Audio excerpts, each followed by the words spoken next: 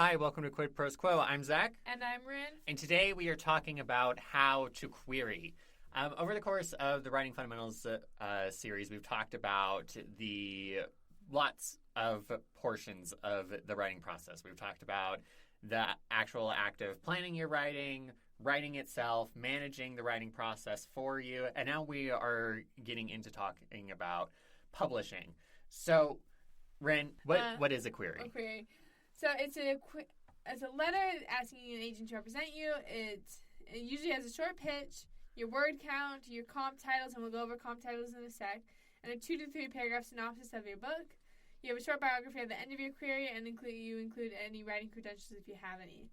We've talked about comp titles on the podcast before, but if this is your first episode, a comp title is short for comparison title, I believe. Mm-hmm. And it basically is like, oh, here's what my book is like. And you don't want comp titles too big. Like, you should never compare yourself to, Harry Potter. Nope, that is a no-go. That is a non-starter.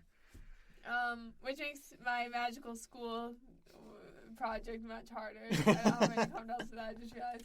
But, for example, my Witch's Blood project that I'm querying right now, I say it's what happens when Margaret Owens, the Merciful Crow, meets Adrian Tooley's Sweet and Bitter Magic.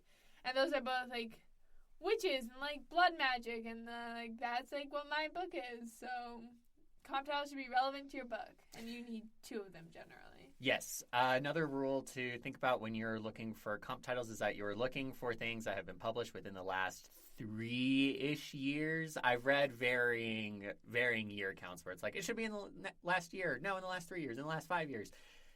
So, 3 years plus or minus 2, I guess. Yeah. The more recent is probably the better, but not super duper recent, because the reason that agents want to see a comp title is to see what the potential market is for your book. So if you have super recent comp titles, the numbers are still rolling in for that book.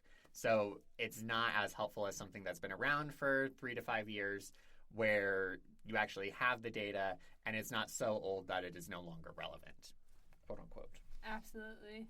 Another thing to have on hand when you're querying are full synopses of your book, and these have different lengths, different agents will ask for different lengths. And also, this shouldn't be hard because your book should be finished, but the first 5 chapters or so of your book should be pretty polished and ready to go. Mm-hmm.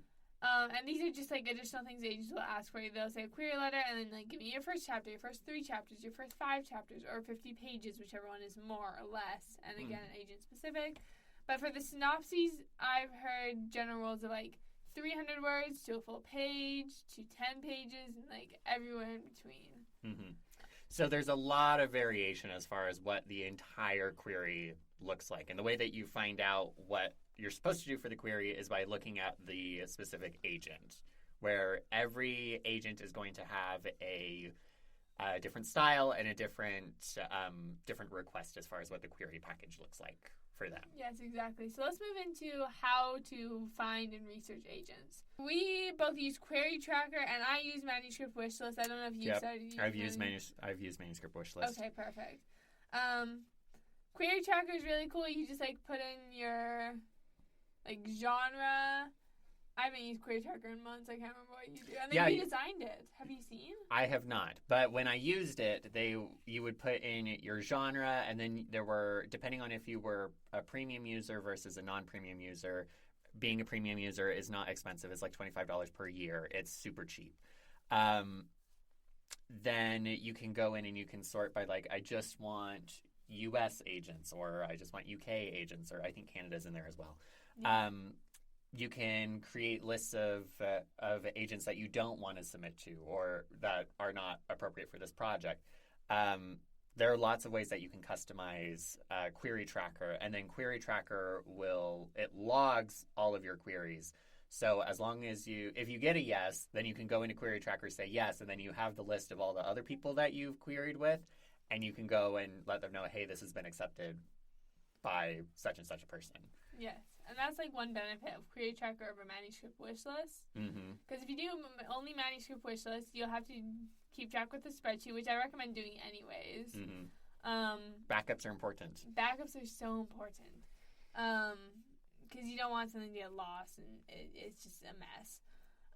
But Manuscript Wishlist is almost like a blog for agents where they like go and put up like, here's all my dream like titles and like my favorite books, and they're like, if he sees like one of your comp titles on that author or that agent's page, you should probably query them. I have one. She's actually an editor, and there are editors on Manuscript Wishlist too. Yes. And she only takes agented submissions, so I can't submit to her because I don't have an agent yet. But she's like, my dream acquisition is the next Sweet and Bitter Magic. And like I already said, that's one of my comp titles. I'm like, just give me an agent so I can send it to this editor, because the editor will say, yes, I just need an agent. Send it to her. Nice. So, yeah. Something else to keep in mind when you're researching agents is that a lot of them are on Twitter as of this writing. However, that may change in the near future. Yeah. But anything that you can do to follow them on social media and it kind of get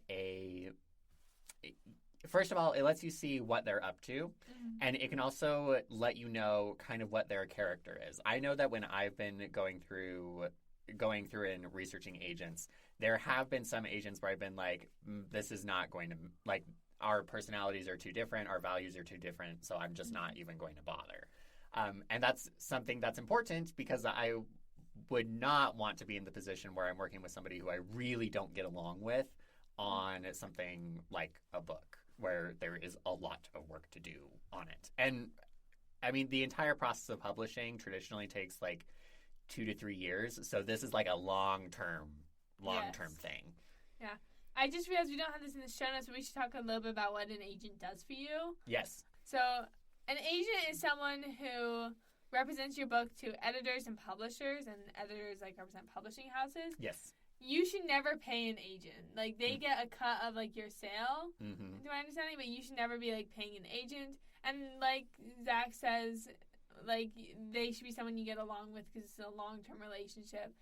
And if you are lucky enough to get into, like, a bidding war over your book from multiple agents, like, you should pick your favorite and do your research on Twitter and Manuscript Wishlist and any other socials you can find. Yeah. So that's how you research agents. That's kind of the structure of the query letter. The best way to learn how to write a query letter is to practice and then look for examples. Query Shark is a good resource where you can go on and look at years and years and years of a professional editor critiquing query letters. And there are lots of examples of what not to do. There are examples of what to do on there. So that's a great resource. If you're on Reddit, there's a subreddit called Our Pub Tips that has query crits on it as a kind of like a family of posts. And so you can read examples of query letters. You can read example feedback that people have given on those letters, and that can help you kind of learn the tools of the trade as far as how to write it. Yes, absolutely. Something that has been helpful for me is going to query workshops at like writing conferences. And I've gotten so much help in writing my queries from those. And if you have a writing group, run it by them. And even if none of you are published yet, having other eyes on it can help you just like refine the wording. Like when I sent my query letter to my writing group, they just said, "Oh, here's like some syntax you can make better," or like this word here is repetitive. Like they can help with the granular stuff, even if they can't help with the macro stuff of making it like a good query letter. But yeah. Yeah. So the last step that we have inside of our show notes is query, because it is a slog most of the time. Most of the time it's a slog, guys. It's a slog. Because when you query, you are going to face rejection. I can guarantee it. Like there are a few things in life that are guaranteed, like death, taxes, and rejection for query letters. Like that is the third thing. We've shared on the podcast before this anecdote from Stephen King's On Writing about how when he was just starting out as a writer, he would collect rejection letters and he would put them on this giant spike on his desk. Yes. I also do the same thing where I collect rejection letters, and I don't have a spike, unfortunately. I just put them inside of a drawer. And that kind of collecting is sometimes helpful because you have something to show for failure, and you have something to show for rejection that reminds you that it's part of the process and you're moving forward, even if it doesn't feel like you're moving forward very quickly. I recently ran into the problem of, well, if I got an acceptance, what do I do with it? Do I put it on the file or do I put it somewhere else? You frame it and put it on the wall. Yes. And eventually you will get a yes. If you keep working at it, if you're working on new projects and you're submitting those projects and you're persistent, eventually you will get an yes from an agent. But that's not the end of the battle. Yeah. What happens after that, Rin? The author Mason Deaver talked at a writing conference I went to, and they said that, like, everyone says, all it takes is one yes. It takes lots of yeses. Like, you have to get a yes from an agent, and then yes from an editor, and then from, like, the publishing house.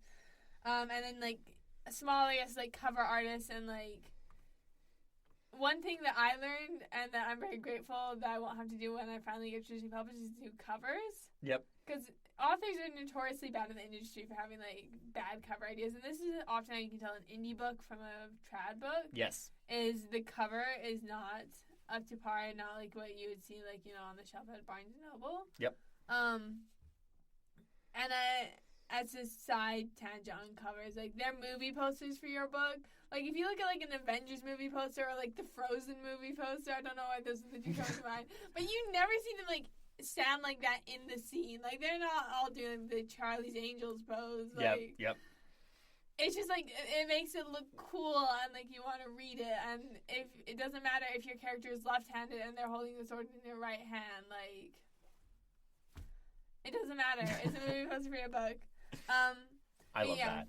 Yeah, it's so funny. You have to give up some things in querying and, like, publishing, but you shouldn't give up the things that are important to you. Like, you shouldn't give up, like, the core of your story. You shouldn't give up, like, your values. Mm-hmm. But, like, you can concede on the cover. That's okay. It's a small price to pay. You know, at least it's the way I look at it. Yeah. Do you have any other final thoughts? I'm just going to emphasize, you gotta stay in it. Like, if you're going traditional publishing, it's going to take a while, and you gotta commit to it taking a while. So don't give up after the first rejection, after the first 5 rejections, after the first 10 rejections. You just gotta keep going. And sometimes, like, for example, a couple months ago, I got a rejection from somebody who I had queried, like, over a year ago. Mm-hmm. Sometimes that happens. Like, it takes a long time. Long time. And also, I just had one more thing. You can follow up with a query letter. We didn't mention this earlier. You can follow up with a query letter, but wait, like, 6 to 12 weeks is what I've heard. Mm-hmm. Because they're busy. They're, like, already reading tons of stuff. Mm-hmm. But it's also possible that your thing got lost in the inbox. And I hear only follow up once is what I've heard. Yeah. Great. Cool. This has been Quid Pros Quo. Thank you so much for tuning in to our Writing Fundamentals series. Quid Pros Quo is hosted by DC Winters and CK Jensen.